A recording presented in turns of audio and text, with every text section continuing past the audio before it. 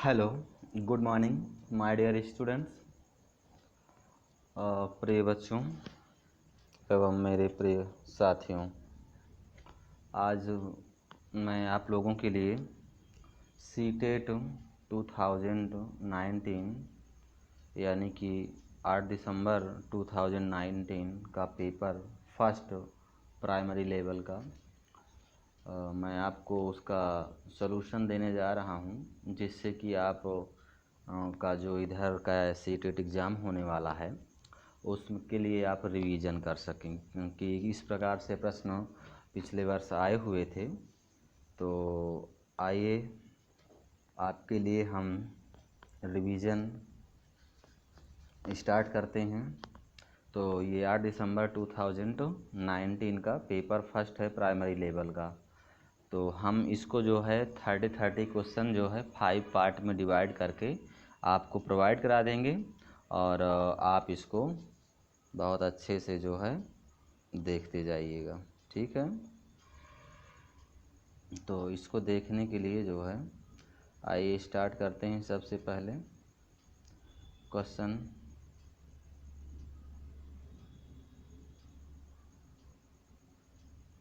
तो बच्चों आइए, फर्स्ट क्वेश्चन नंबर है चाइल्ड डेवलपमेंट एंड पेडागोजी यानी बाल विकास व शिक्षा शास्त्र। तो ध्यान दीजिए बच्चों, फर्स्ट क्वेश्चन दिया गया है कि भाषा के अर्जन एवं विकास के लिए सर्वाधिक संवेदनशील अवधि कौन सी है। तो ये भाषा के अर्जन मीन्स क्या होता है, आप समझ गए होंगे। डेवलपमेंट ऑफ लैंग्वेज यानी कि भाषा का विकास करना है, acquisition and development of language यानी भाषा का अर्जन और विकास के लिए अगर देखा जाए क्रिटिकल पीरियड यानी संवेदनशील अवधि कौन सी होती है।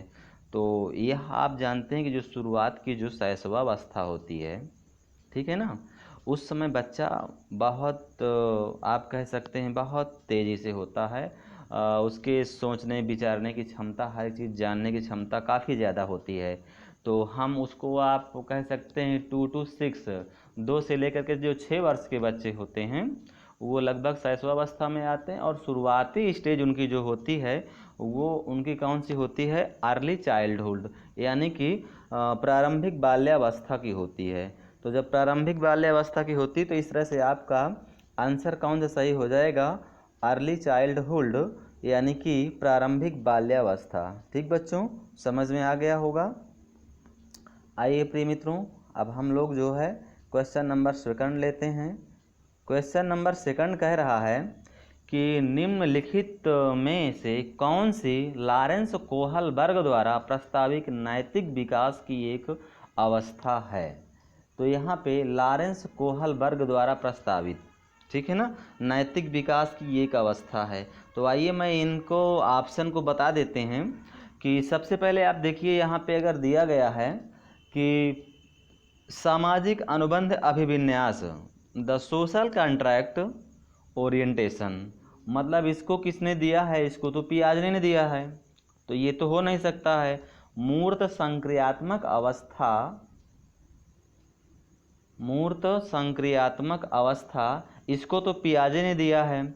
और इसके साथ साथ अगर आप देखें तो उद्योग बनाम अधीनता, ये अधीनता नहीं बल्कि धीनता होना चाहिए, उद्योग बनाम धीनता अवस्था इसको एरिक्सन ने दिया है।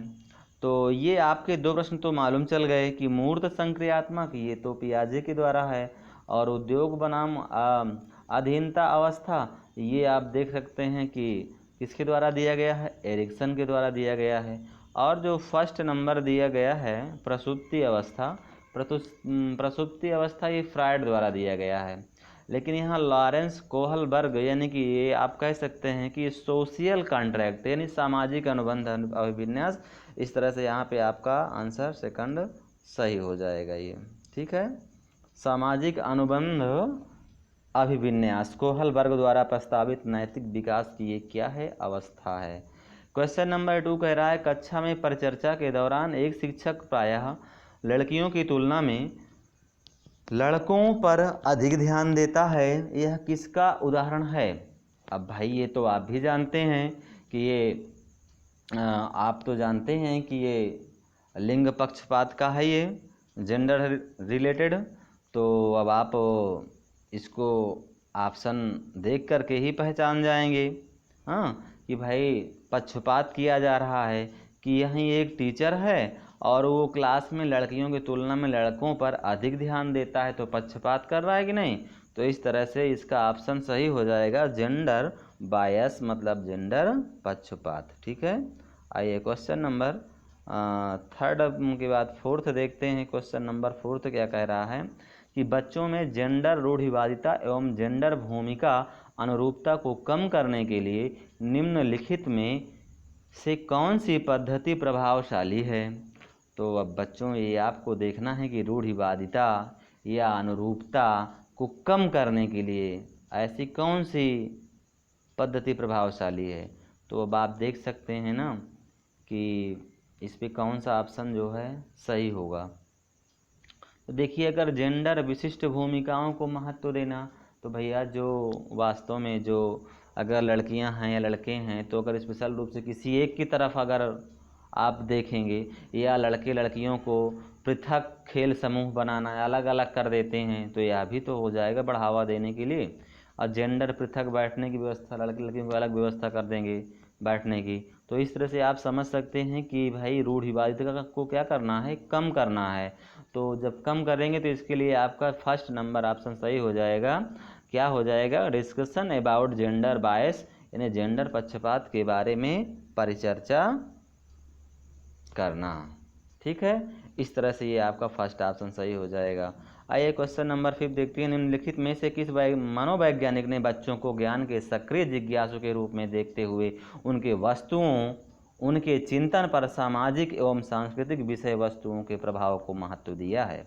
तो अभी यहाँ पे मैंने बताया बेटा ना आपको कि आप बहुत अच्छे से समझ सकते हैं कि यहाँ पे सामाजिक एवं सांस्कृतिक विषय वस्तुओं के प्रभाव को महत्व दिया गया है। तो ये किसके द्वारा दिया गया होगा? तो यह आप बहुत आराम समझ गए होंगे। जब भी लेव वाइगोत्स्की ने सामाजिक और सांस्कृतिक या सामाजिक संरचना का सिद्धांत, ये सारी चीज़ें किसने दिया है? लेव वाइगोत्स्की ने दिया है। इस तरह से मित्रों, ये 5th क्वेश्चन का जो है आंसर है वो क्या हो जाएगा? सेकंड हो जाएगा, लेव वाइगोत्स्की। ठीक है, तो आइए क्वेश्चन नंबर अब हम लोग 6 देखते हैं। क्वेश्चन नंबर 6 कह रहा है कि देखिए, बहुत बढ़िया क्वेश्चन है। कहते हैं जिगसा पहेली। जिगसा पहेली क्या कह रहे हैं? जिगसा पहेली को करते समय 5 वर्ष की नजमा स्वयं से कहती है, नीला टुकड़ा कहाँ है?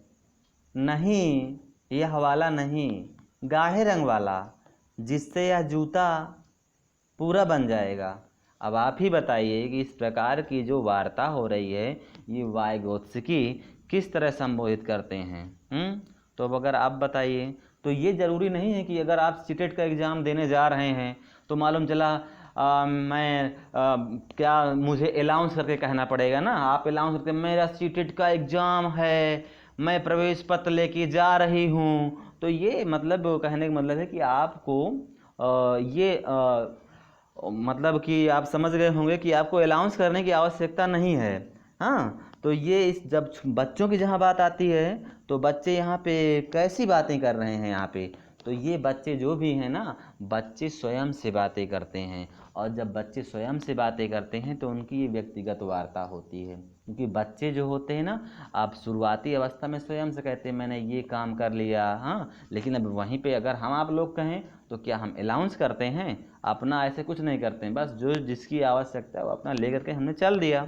ठीक है ना। तो इस तरह से क्वेश्चन नंबर 6 में क्या है, छोटा सा बच्चा जो है वो अपने व्यक्तिगत वार्ता कर रहा है ना, अपने स्वयं से कह रहे हैं कि नीला टुकड़ा कहाँ है? नहीं, यह वाला नहीं, गाढ़े रंग वाला, जिससे यह जूता पूरा बन जाएगा। तो यह एक व्यक्तिगत वार्ता है, यानी पर्सनल, आप कह सकते हैं प्राइवेट स्पीच बालक दे रहा है। ठीक है ना, तो ये व्यक्तिगत वार्ता हो जाएगा।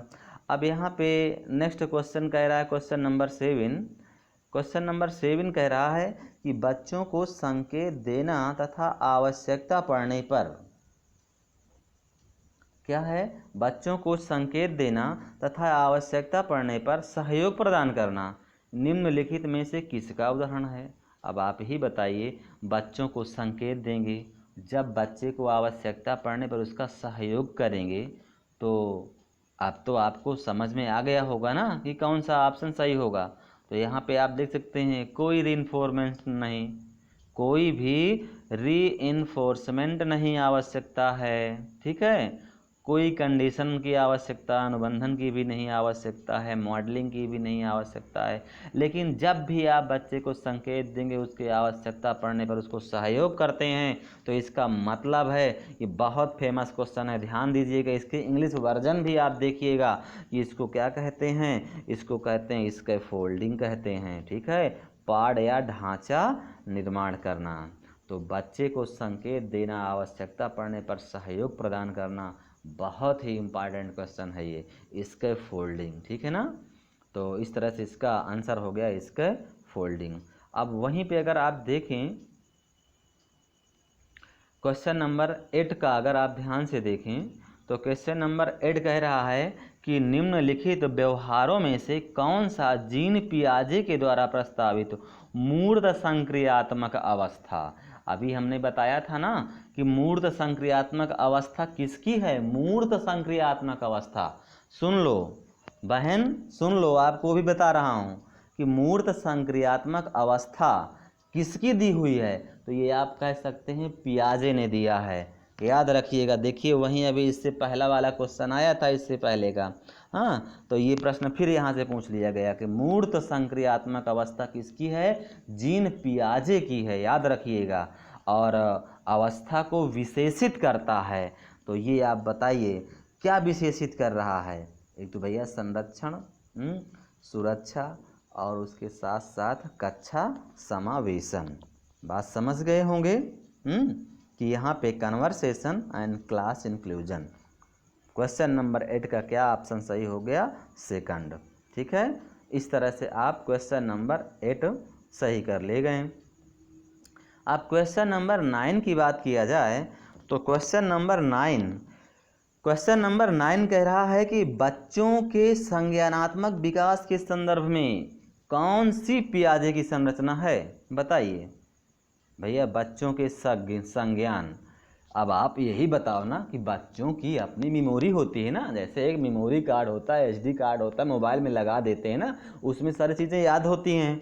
उसी तरह से बच्चों के संज्ञानात्मक विकास के संदर्भ में पियाजे की संरचना क्या होगी, तो बच्चों की भी अपनी एक मेमोरी होती है। हाँ, वो बच्चे भी समझते हैं कि मुझको, अब आप ही कह दो कि ये आपका बैग है और बैग में आप जूते का संबंध कर दो, या एक कोई कौवा है, कौवा को कह दो कि ये जो है गिलहरी है, तो ऐसा कभी हो सकता है। बच्चा छोटा है लेकिन बच्चा ये समझ रहा है कि यहाँ पे हम किस वस्तु को किससे संबंधित कर सकते हैं। अरे भैया बैग है तो ना, तो बैग में क्या भरेगा, अपनी कॉपी किताब रखेगा ना, तो उस बच्चे के पास भी इतनी समझ है, वो जूता उसमें थोड़ी डालेगा बैग में अपने।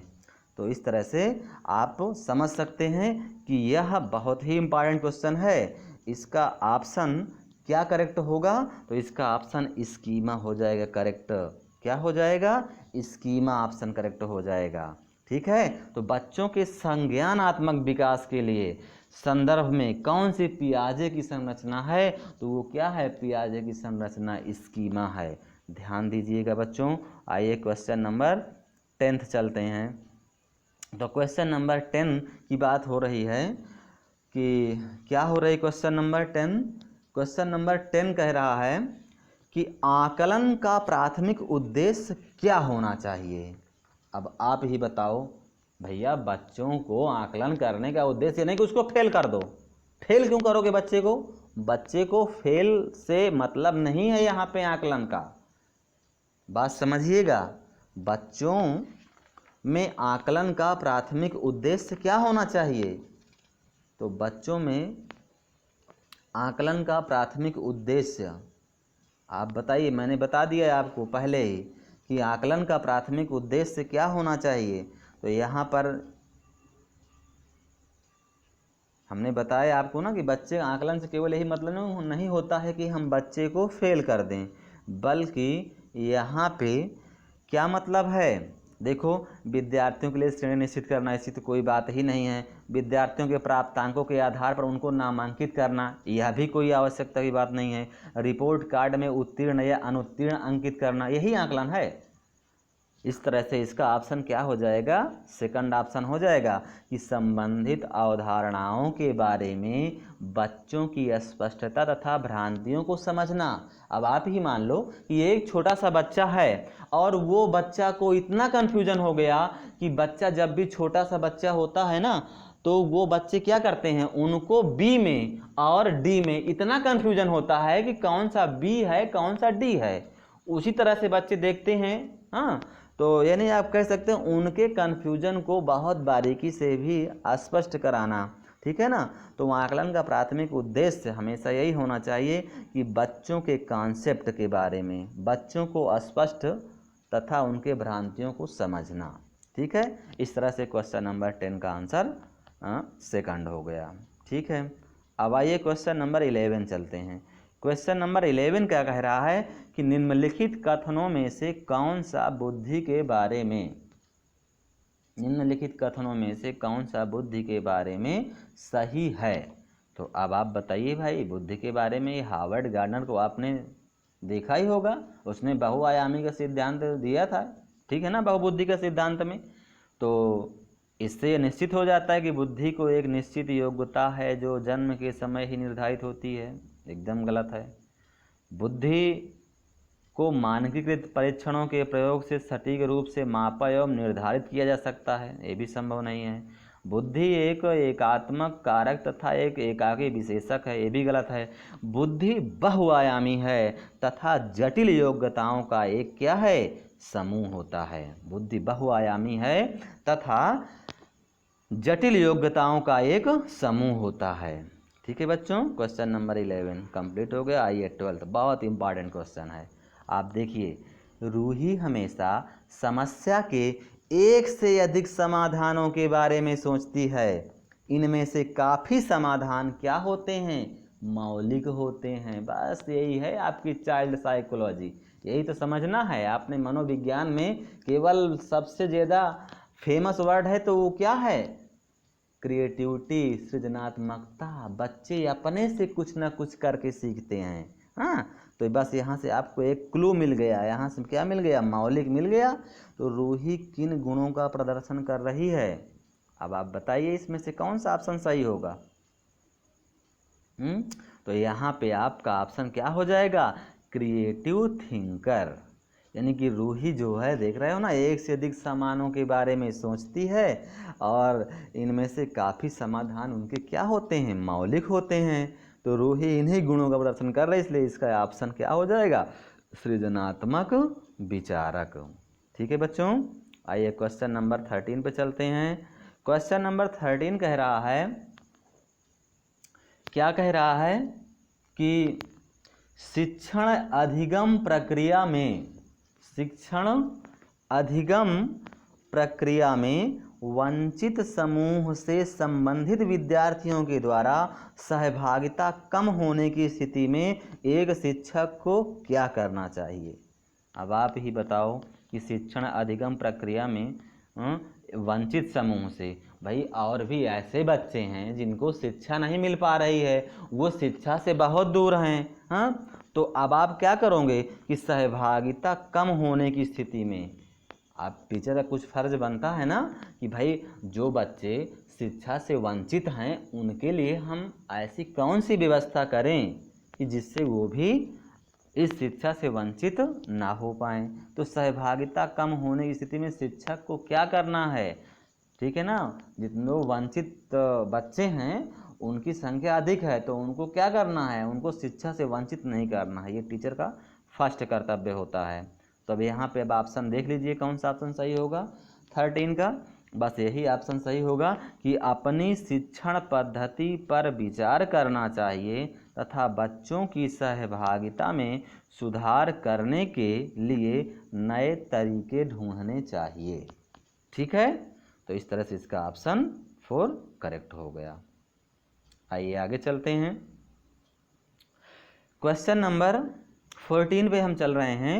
कहते हैं एक समावेशी कक्षा में एक शिक्षक का विशिष्ट शैक्षिक योजनाओं को, अब आप तो जानते हैं कि समावेशी कक्षा में क्या किया जाता है, किस तरह के बच्चे रहते हैं, किसको शिक्षा दी जाती है, हाँ, और कैसे दी जाती है। तो एक समावेशी कक्षा में एक शिक्षक की विशिष्ट शैक्षिक योजनाओं को क्या करेंगे, तैयार नहीं करना चाहिए, ये तो गलत हो गया। कभी कभी तैयार करना चाहिए, ये भी नहीं, गलत हो गया। तैयार करने के लिए हतोत्साहित होना चाहिए। क्यों भाई किसी को हतोत्साहित करोगे, हाँ। लेकिन यहाँ पे क्या है, समावेशी कक्षा का एक शिक्षक की विशिष्ट शैक्षिक योजनाओं को क्या करना चाहिए, सक्रिय रूप से तैयार करना चाहिए। ठीक है, बात समझ में आ गई होगी। सक्रिय रूप से तैयार करना चाहिए। ठीक है, चलो बच्चों अब आगे देखिए। नेक्स्ट वाला क्वेश्चन बहुत ही इम्पॉर्टेंट है। बहुत से मेरे प्यारे दोस्त भाई बहन ऐसे हैं जो केवल हिंदी के वर्ड को देख करके हाँ आगे बढ़ जाते हैं। भैया आप इंग्लिश वर्जन भी देख लिया करो, क्योंकि इंग्लिश वर्जन देखने से बहुत सी बातें आपको एकदम क्लियर हो जाती हैं। तो जल्दबाजी नहीं करना है। यहाँ पे देखो हिंदी में लिखा हुआ है पठन वैफल्य। तो पठन वैफल्य तो ना आप जाने ना हम जाने, थोड़ा सा कठिन वर्ड है ना, तो हम इससे बहुत कम सुनते हैं ऐसे ऐसे वर्डों को। लेकिन अगर आपसे बात किया जाए डिसलेक्सिया तो आप तुरंत पकड़ लेंगे। वहीं इंग्लिश में अगर आप देख लिए होते ना कि डिसलेक्सिया, तुरंत आप समझ जाते कि डिसलेक्सिया का मतलब क्या होता है, धारा प्रवाह पढ़ने की अक्षमता। ठीक है ना। तो अब भाई डिसलेक्सिया किसमें, बच्चों में ही अधिकतर देखने को मिल रही है। और कैसे मिलती है कि बहुत से बच्चे ऐसे होते हैं जो यू और वी में डिफरेंस नहीं कर पाते हैं, हाँ, एम और डब्ल्यू में कन्फ्यूजन हो जाते हैं, बी और डी में कन्फ्यूजन हो जाता है उनको ना कहीं से वो भ्रमित हो जाते हैं। तो यह एक टाइप की डिसलेक्सिया ही है। ठीक है ना, यानी धारा प्रवाह पढ़ने की अक्षमता। ठीक है ना। तो पठन वैफल्य मीन्स क्या होता है, डिसलेक्सिया। यही बच्चों के प्राथमिक लक्षण क्या हैं, यानी धारा प्रवाह पढ़ने की अक्षमता। आइए क्वेश्चन नंबर 16 देखते हैं। क्वेश्चन नंबर 16 कह रहा है कि शिक्षा का अधिकार अधिनियम 2009 में उल्लेख की गई समावेशी शिक्षा की अवधारणा निम्नलिखित में से किस पर आधारित है। भैया शिक्षा का अधिकार अधिनियम 2009 की बात की जा रही है।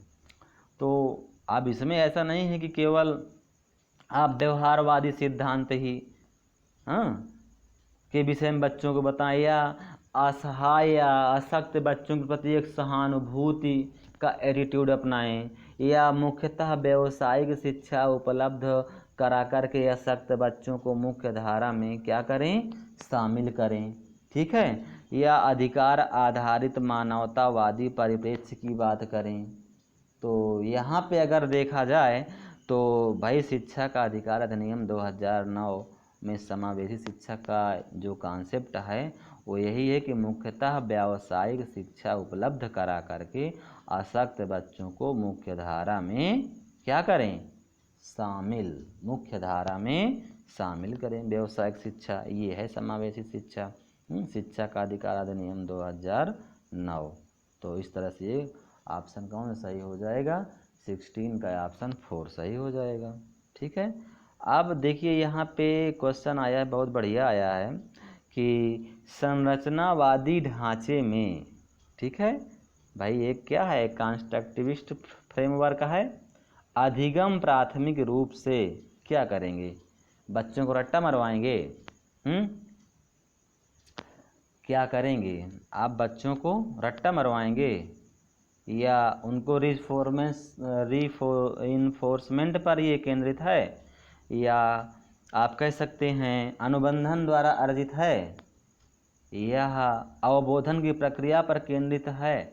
हाँ यही तो है, अवबोधन यानी बच्चे को जो है यह ज्ञान, यह नॉलेज उसको अपने से जागरूक हो करके, हाँ। अब जैसे आप यही समझ लो, अब कोई बच्चा है, अब वो जो है ऐसे तो किसी को कुछ कहेगा नहीं, लेकिन अगर उस बच्चे को किसी ने गाली गलौज दे दिया तब तो उसको नॉलेज हुआ ना कि मुझे करना क्या चाहिए, उसको ये अवबोध हुआ ना कि भाई अब मुझे इसकी पिटाई करनी है, इसने गाली गलौज दिया। वहीं पे अगर अच्छे से बात करता तो बच्चे के अंदर भी इतनी समझ है, क्यों ऐसी मारपीट वो करता। हाँ, तो ये आप कह सकते हैं कि अवबोध मतलब यही होता है, जानना, अंदर से समझना। ठीक है, तो अवबोधन की प्रक्रिया पर केंद्रित है। संरचनावादी ढांचे में अधिगम प्राथमिक रूप से किस पे डिपेंड होता है, अवबोधन की प्रक्रिया पर केंद्रित होता है। अब आइए क्वेश्चन नंबर 18 देखते हैं। क्वेश्चन नंबर 18 कह रहा है, अनेक घटनाओं के बारे में बच्चों के द्वारा बनाए गए सहजानुभूत सिद्धांतों, सहज मतलब बहुत सरल, ठीक है ना, सिद्धांतों के संदर्भ में एक शिक्षिका को क्या करना चाहिए। अब बताइए, बहुत सरल सिद्धांत बने हो तो एक शिक्षिका को क्या करना चाहिए, बस यही करना चाहिए कि ना कि प्रतिकूल प्रमाण एवं उदाहरणों को प्रस्तुत करके बच्चों के इन सिद्धांतों को चुनौती देनी चाहिए। अब कैसे देनी चाहिए, हाँ, अब ये बात तो आपको समझना पड़ेगा कि भाई अब बच्चों से कुछ हमें एक्स्ट्रा जानना है। अब मान लीजिए कि बच्चों से हमने 2 अंक का अगर हमने जोड़ घटाना हमने बच्चों को सिखाया, तो अब इन बच्चों को अगर 2 अंक का ही जोड़ घटाना सीख गए बच्चे, तो तब तो हम इनके लिए थोड़ा सा ऐसा भी प्रतिकूल, अनुकूल ना करके प्रतिकूल वातावरण बना देंगे कि 3 अंकों का भी हम पूछ लेंगे। तो बच्चे क्या करेंगे, बच्चे के लिए एक चुनौती हो जाएगी, और बच्चों के लिए चुनौती हो जाएगा तो बच्चे फिर इसको जो है जैसे 2 अंक का समझे थे जोड़ घटाना, उसी प्रकार से बच्चे 3 अंक में भी अपना कोशिश करेंगे।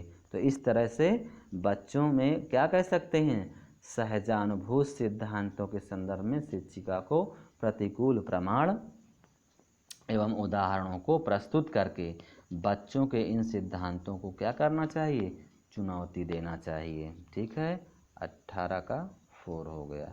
आइए क्वेश्चन नंबर 19 देखते हैं। 19 कह रहा है, छात्र केंद्रित शिक्षा शास्त्र की क्या विशेषता है। अरे आप तो जानते ही हैं ना कि आजकल की जो एजुकेशन चल रही है वो चाइल्ड सेंटर्ड चल रही है। हाँ, यानी कि जो कुछ भी है बच्चे को ही केंद्र में रख करके पढ़ाया जा रहा है। तो अब यहाँ पे बताइए विशेषता क्या होती है।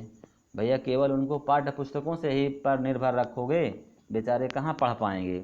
बच्चों के अनुभवों को प्रमुखता देना, या यंत्रवत रट्टा मराना, या हो सकता है कि योग्यता के आधार पर विद्यार्थियों को नामांकित करना, वर्गीकरण करना। बहुत अच्छे से आप समझ गए होंगे कि भैया चाइल्ड सेंटर्ड एजुकेशन है, तो बच्चों को हमको रट्टा नहीं मरवाना है, बच्चों को केवल किताबी शिक्षा ही नहीं देनी है, बच्चों के क्या करना है, अनुभवों को प्रमुखता से वरीयता देना है, कि बच्चों का जो अपना स्वयं का एक्सपीरियंस है उनके अनुभवों को हमको क्या करना है, प्रमुखता देना चाहिए। इसलिए यहाँ पे 19 का ऑप्शन सेकंड करेक्ट हो जाएगा। अब आइए देखते हैं, संवेग एवं संज्ञान एक दूसरे से क्या है, emotion and cognition are each other. अब आप देखिए, हम आपको दोनों को बता देते हैं कि मतलब क्या है संवेग एवं संज्ञान। फिर से हम बता देते हैं भाई, संवेग और संज्ञान की बात किया जाए, एक तो मान लीजिए कि एक बच्चे को सामने वाला बच्चा अच्छा बिहेव किया, हाँ, उससे बढ़िया अच्छे से जो है नमस्कार दुआ किया, ठीक है, बच्चा इतना समझ गया। लेकिन ये क्या हुआ, उस बच्चे को समझ में आ गया, हाँ, अगर वहीं पे सामने वाला बच्चा अगर उल्टी सीधी बातें करता, गाली गलौज देता, तब भी बच्चे को एक ज्ञान होता, उसके संज्ञान में आता कि मुझको क्या बोल रहा है, हाँ, तो ये उसके संज्ञान में आ जाएगा कि ये मुझको गलत शब्द का यूज कर रहा है। तो अब आप समझ गए होंगे कि भैया संवेग और संज्ञान, भैया संवेग हो सकता है उल्टे शब्द बोला मारपीट करना शुरू कर देगा सामने वाला, संज्ञान में ले लिया ना, समझ गए मुझको गाली गलौज दिया, हेलो, उसने पिटाई कर दिया उस बच्चे की, इस संज्ञान में लिया ना। तो यह इसका मतलब ये कि संवेग एवं संज्ञान एक दूसरे से क्या हो सकते हैं, एक दूसरे से इंटरवोवेन हैं, मतलब क्या है, सन्निहित होते हैं। ठीक है, आइए क्वेश्चन नंबर 21 पे चलते हैं। क्वेश्चन नंबर 21 पे देखो, संरचनावादी सिद्धांतों के अनुसार अधिगम के बारे में निम्नलिखित कथनों में से कौन सा सही है। अब कैसी बात कर रहा है, संरचनावादी सिद्धांतों के अनुसार अधिगम के बारे में, तो क्या होना चाहिए यहाँ पे बताइए। अधिगम पुनरुत्पादन एवं स्मरण की प्रक्रिया है, यह भी तो हो नहीं सकता। अधिगम रट्टा मरवाने की प्रक्रिया है, संभव नहीं है। अधिगम आवृत्तीय संबंध के द्वारा व्यवहारों का अनुबंधन है, इसकी तो कोई बात ही नहीं है। अधिगम सक्रिय विनियोजन के द्वारा ज्ञान की संरचना की प्रक्रिया है। इस तरह से ये ऑप्शन सही हो जाएगा कि भैया संरचनावादी सिद्धांतों के अनुसार अधिगम के बारे में जो करेक्ट आंसर है वो क्या है कि अधिगम सक्रिय विनियोजन के द्वारा ज्ञान की संरचना की प्रक्रिया है। ठीक है, आइए क्वेश्चन नंबर 22 पे चलते हैं। क्वेश्चन नंबर 22 कह रहा है, विद्यार्थियों को स्पष्ट उदाहरण, क्या है, विद्यार्थियों को स्पष्ट उदाहरण। अब विद्यार्थियों को स्पष्ट उदाहरण की बात की जा रही है एवं गैर उदाहरण दोनों की बात की जा रही है, देने के क्या परिणाम हैं आप बताओ। अब यहाँ पे अस्पष्ट उदाहरण एवं गैर उदाहरण देने के क्या परिणाम हैं, तो यहाँ पे आप समझ गए होंगे कि भैया यह विद्यार्थियों के दिमाग में भ्रांतियाँ उत्पन्न करेगा। हाँ, नहीं, यह अवधारणाओं की समझ में अभाव पैदा करेगा, यह भी नहीं हो सकता। यह अवधारणात्मक समझ के बजाय कार्यविधिक प्रक्रियात्मक ज्ञान पर ध्यान केंद्रित करता है। भाई अवधारणात्मक समझ के बजाय, बताइए, समझ के बजाय, तो ये भी ऑप्शन नहीं सही हो सकता। ऑप्शन यहाँ पे फर्स्ट हो जाएगा कि अवधारणात्मक परिवर्तनों को प्रोत्साहित करने के लिए एक प्रतिभाशाली तरीका है। क्या है, एक प्रतिभाशाली या प्रभावशाली तरीका है। आइए क्वेश्चन नंबर 23।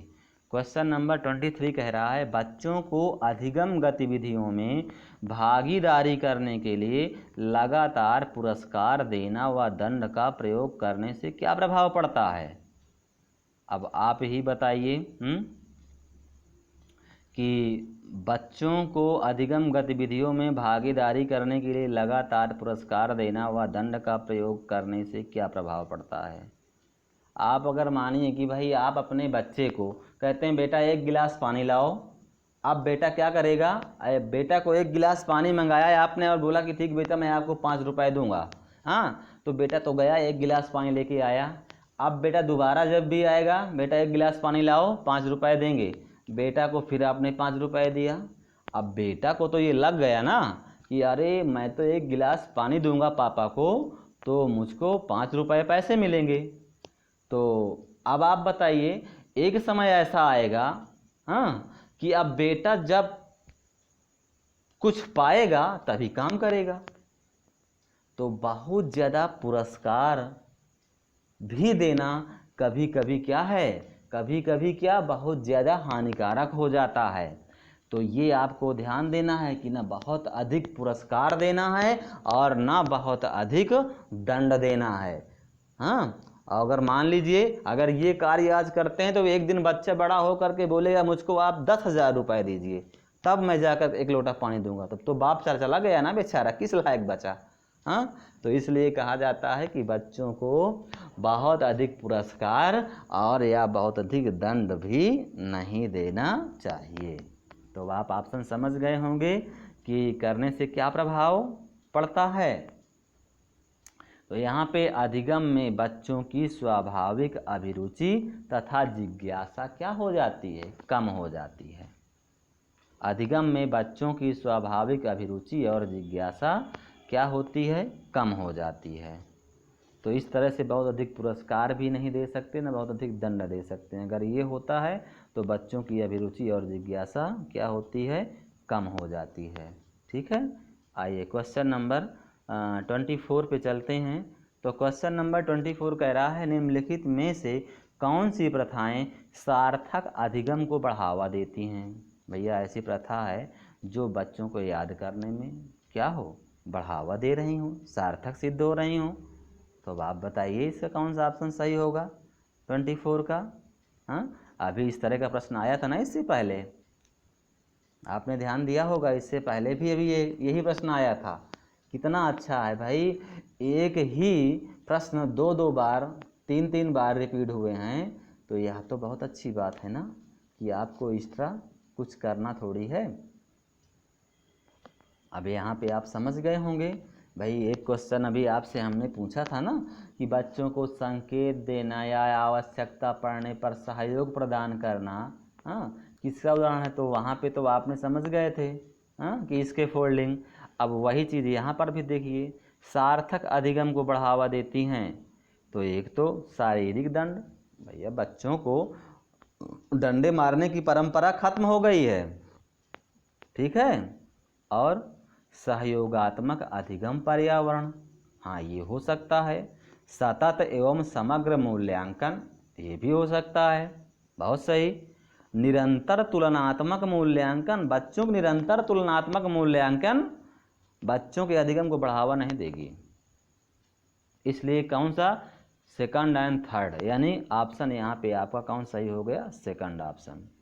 आइए 25 क्वेश्चन नंबर देखते हैं। 25 क्वेश्चन कह रहा है कि शिक्षक बच्चों की जटिल अवधारणाओं की समझ को किस प्रकार सहज कर सकते हैं। भाई शिक्षक बच्चों की जटिल अवधारणाओं की समझ किस प्रकार सहज कर सकते हैं। भाई बच्चों के बाद बहुत से जटिल कॉन्सेप्ट है, उसकी समझ को बेहतर करना, सरल करना, तो किस प्रकार ये सब होगा टीचर के द्वारा। अब आप बताइए। अब यहाँ पे 25 का अगर आप देखें कि भैया केवल लेक्चर दे के चले जाओ तो बच्चे का कॉन्सेप्ट क्लियर हो जाएगा, संभव ही नहीं है। प्रतियोगात्मक अवसरों की व्यवस्था करके, भाई उसको प्रतियोगिता में हमेशा भेजते रहो, तो ऐसे उसकी समझ होगी क्या, नहीं। बार बार उसको रट्टा मरवाते रहो तो रट्टा मरवाने से भी उसका जटिल कॉन्सेप्ट क्लियर होगा, ये भी नहीं हो सकता है। किसके द्वारा होगा, अन्वेषण एवं परिचर्चा के अवसर उपलब्ध करके, by providing opportunities for exploration and discussion. अन्वेषण का मतलब समझ गए ना, बच्चों में थोड़ा सा खोज, जानकारी या इस तरह की चीज़ें, और उनके साथ आपस में चर्चा करने के अवसर देना, तभी हम बच्चों की जटिल समस्याओं को बहुत सरल रूप से क्या कर सकते हैं, सहज कर सकते हैं। तो इस तरह से क्वेश्चन नंबर 25 का 4 ऑप्शन सही हो गया। आइए क्वेश्चन नंबर 26 देखते हैं। कह रहे हैं कि एक प्राथमिक विद्यालय की अध्यापिका बच्चों को एक प्रभावशाली समस्या समाधानकर्ता बनने के लिए किस प्रकार से प्रोत्साहित कर सकती है। तो यह तो आपको बताना ही पड़ेगा कि किस प्रकार से प्रोत्साहित कर सकती है। प्राथमिक विद्यालय की एक शिक्षिका है और बच्चों को एक प्रभावशाली समस्या, प्रॉब्लम सॉल्विंग मेथड किस प्रकार से प्रोत्साहित कर सकती है। 26 नंबर क्वेश्चन। तो अब आप देखो, छोटे छोटे कार्य के लिए भौतिक पुरस्कार दे करके ये भी संभव नहीं है। केवल प्रक्रियात्मक ज्ञान पर बल और महत्व दे करके, एकदम गलत। तीसरा कह रहा गलत उत्तरों को अस्वीकार करके, ये भी गलत है। भैया प्रॉब्लम सॉल्विंग मेथड को प्रोत्साहित आप कैसे करोगे कि बच्चों को सहजानुभूत अनुमान लगाने के लिए प्रोत्साहित करके तथा उसी पर आधारित विचार मंथन करके। 26 का 4 ऑप्शन सही हो जाएगा, ठीक है। आइए क्वेश्चन नंबर 27। निम्नलिखित अवधि में से किसमें शारीरिक वृद्धि एवं विकास तीव्र गति से घटित होता है। तो भैया उसकी शारीरिक वृद्धि एवं विकास की बात की जा रही है। फिजिकल ग्रोथ एंड डेवलपमेंट ना। तो अब आप बताइए। तो ये तो आपको मालूम ही है कि देखो बच्चों की फिजिकल ग्रोथ और उसका जो है डेवलपमेंट्स कब होता है, एक तो शुरुआती अवस्था में होता है और आप कह सकते हैं अर्ली चाइल्डहुड पीरियड में, और एक होता है किशोरावस्था एडोलसेंस की अवस्था में।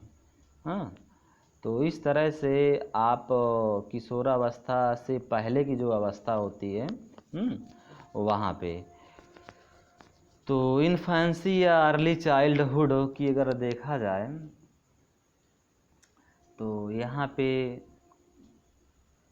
ऑप्शन कौन सा करेक्ट होगा, अब आप बता सकते हैं कौन सा यहाँ पे ऑप्शन करेक्ट होगा, बताइए। शैशवावस्था एवं प्रारंभिक बाल्यावस्था, या सेकंड नंबर देखो प्रारंभिक बाल्यावस्था एवं मध्य बाल्यावस्था। और इसी तरह से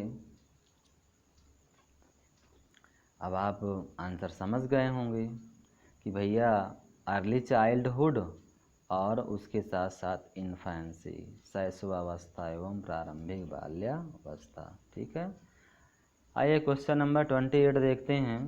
क्वेश्चन नंबर 28, तो क्वेश्चन नंबर 28 क्या कह रहा है कि कौन सा विकास का सिद्धांत नहीं है। अब यह भी ध्यान देना है, नहीं है पूछा है और बच्चे का आप देख लेते हैं कौन सा विकास का सिद्धांत है। तो जल्दबाजी नहीं करना, अंडरलाइन भी कर देता है जिससे कि आप गलती ना करो। निम्नलिखित में कौन सा विकास का सिद्धांत है, तो ये तो जानते ही हैं कि विकास का सिद्धांत जीवन पर्यंत होता है। विकास परिवर्त्य होता है, और क्या होता है और विकास आनुवंशिकता एवं पर्यावरण दोनों से प्रभावित होता है। भाई बच्चों एक पक्ष लेकर के मत चलना, जब भी डेवलपमेंट्स की बात आ जाए बच्चों की तो ये जब जानना कि उसमें दोनों चीज़ों का समावेश होगा। ठीक है ना, उसके आनुवंशिकता और इन्वायरमेंट दोनों का मिश्रण होगा। ठीक है, तो इस तरह से ऑप्शन आपका थर्ड वाला ऑप्शन सही हो जाएगा। आइए 29 क्वेश्चन नंबर पे चलते हैं। 29 क्वेश्चन कह रहा है कि वैयक्तिक विभिन्नताओं का प्राथमिक कारण क्या है। वैयक्तिक विभिन्नताओं का प्राथमिक कारण क्या है, तो यहाँ पे कौन सा ऑप्शन सही होगा। लोगों के द्वारा माता पिता से प्राप्त आनुवंशिक पद को जन्मजात विशेषताएं, पर्यावरणीय प्रभाव, या आनुवंशिकता एवं पर्यावरण के बीच जटिल पारस्परिक क्रिया। आप समझ गए ना भैया, जब भी इस तरह की व्यक्तिगत या कुछ विकास संबंधी चीज़ें हों उसको दोनों से आप रिलेट करेंगे, दोनों से ये प्रभावित होते हैं। तो इस तरह से ऑप्शन अभी इसके पहले भी मैंने बताया था। ठीक है, अब यहाँ पे क्वेश्चन नंबर 30 के निम्नलिखित में से कौन सा द्वितीयक समाजीकरण एजेंसी का उदाहरण है। तो प्राथमिक में तो क्या होता है, प्राथमिक में तो आपका परिवार होता है।